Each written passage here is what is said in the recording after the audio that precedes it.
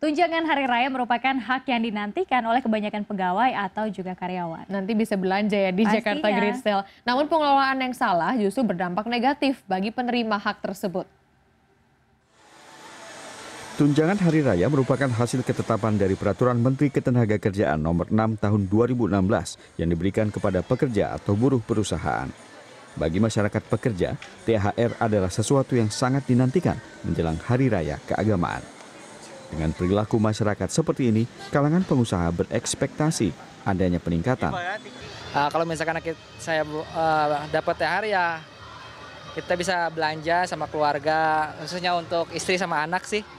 Berapa persen dihabiskan THR? Kurang lebih 50% lah. 5% lagi? Ya buat risiko sehari-hari gitu ya. Ya kemungkinan untuk inilah diprioritasin keluarga dulu untuk apa? Baju lebaran bisa, tapi anak. kalau misalnya dari segi agamanya mungkin sedekah zakat gitu.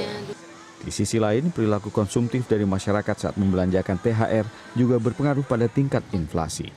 Kalau menjelang lebaran tuh sekitar 70 ke 80 sih kalau menjelang lebaran. Kalau masih awal-awal ya 60-an lah, beda dari yang sebelum puasa.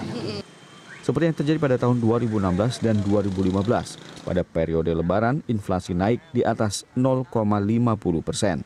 Hal ini justru memperburuk kesejahteraan masyarakat, di mana seharusnya THR adalah pendapatan di luar gaji untuk memperbaiki kesejahteraan. Masyarakat ya juga harus pintar-pintar mengelola daripada kenaikan pendapatan ya, kenaikan THR ya. Kita harus merinci apa yang prioritas gitu ya.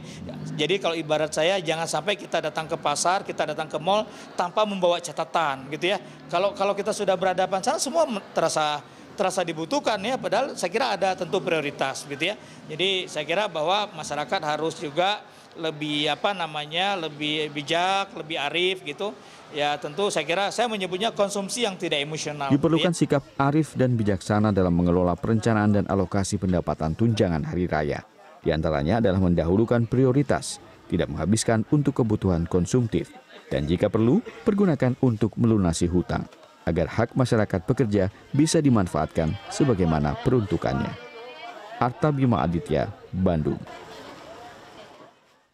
Nah itu, waspada belanja yang emosional. Jadi harus dibatasi dan melihat dulu skala prioritas ya. Seperti yang tadi dikatakan, jika masih ada hutang ya sebaiknya dibayar terlebih dahulu. Kemudian sisanya untuk investasi atau juga berbelanja. Betul, yang paling penting sih di budget ya. Jangan sampai dengan uang THR sebanyak itu Anda pergi ke mall ataupun supermarket langsung belanja semua kebutuhan yang mungkin saja tidak ada perlukan gitu ya. Nah ataupun sekarang saat ini maksud saya.